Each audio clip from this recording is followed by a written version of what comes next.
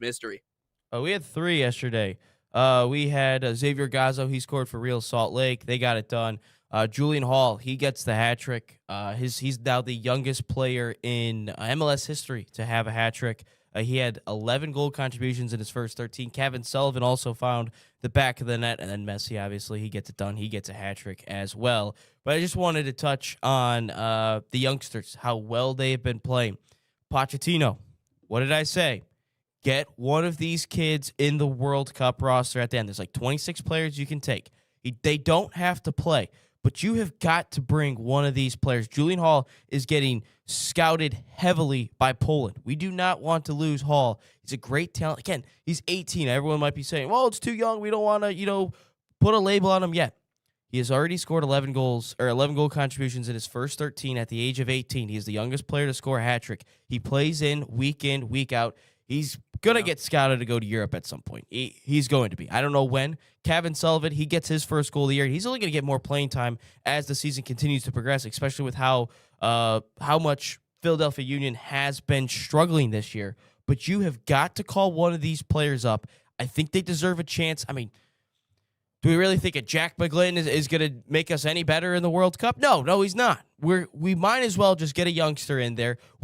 Jurgen Klinsmann did it with Julian Green. He did actually score a goal in the round of 16 game against Belgium. Did Julian Green's career turn out to where we thought it was going to be? No, not really. But at the same time, he made an impact immediately. Chris Wondolowski, he had a tap in. He missed it in that game. Julian Green didn't. So we have got to give some of these youngsters a run-in in the World Cup roster. I'm not saying they have to play every single game, but they have to be on the roster moving on. And there's a couple other score lines through this quick together, but you could catch the other ones. 8 goals in the Inter Miami Cincinnati game. You saw 7 goals in the Orlando Philadelphia game. Nashville, they continue to separate themselves ahead of the pack in the Eastern Conference as they beat second place New England Revolution. And you can see the rest of the scores there. Actually, Hugo Kuipers as well for Chicago Fire becomes the 5th MLS player, I believe, to score in 9 consecutive matches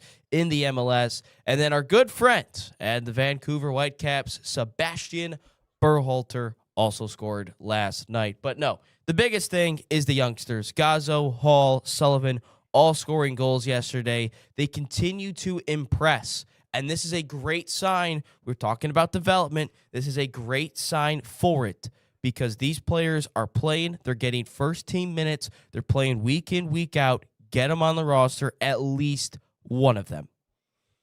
Yeah, Julian Hall is, destined for Europe, right? I think that's the natural progression and what's up next for Julian Hall in his career. But when it comes to any of these young guys, I can understand the sentiment that it might be a little too early to promote them or put them on the World Cup roster right now, simply because, again, I don't know if you want to bring anybody that you can't on any given day actually put in and have them play. If that's the reasoning for why they don't want to bring them, I get it. However, there's 26 after players. The World Cup.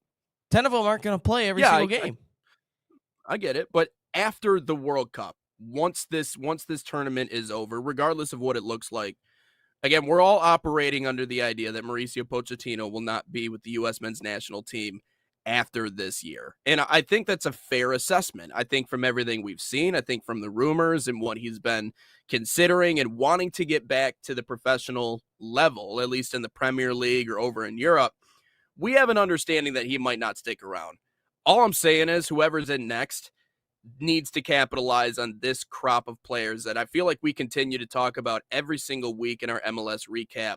It is the U20s, right? The Kevin Sullivans, the Julian Halls.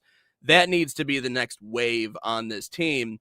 And even if you don't think they're necessarily fully ready for the international game, throwing them into deep water and having them swim is perfectly okay with me, because at least you did the one thing that we talk about is sometimes problematic with USA Soccer, and you lock down a dual nat and who wants to come play for the U.S. men's national team. Like that is the focus. Whatever that looks like, and getting Julian Hall to want to play for the USA, I'm cool with it.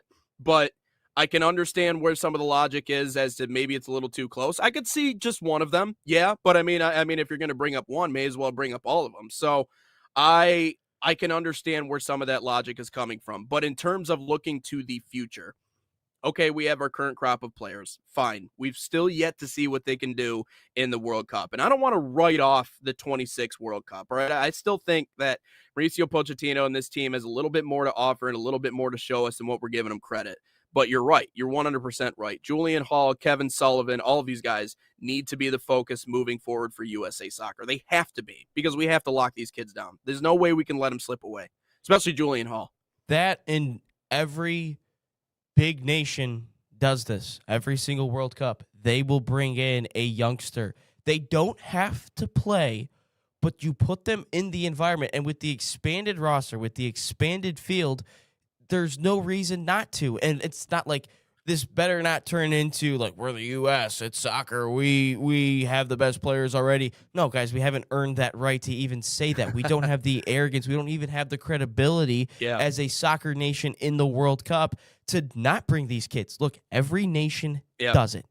Every nation does it. France and Spain, not saying these kids are going to be Lamine Yamal's and Kylian Mbappe's, but Spain started Lamine Yamal in the Euros as a 16-year-old. He's going to play as an 18-year-old.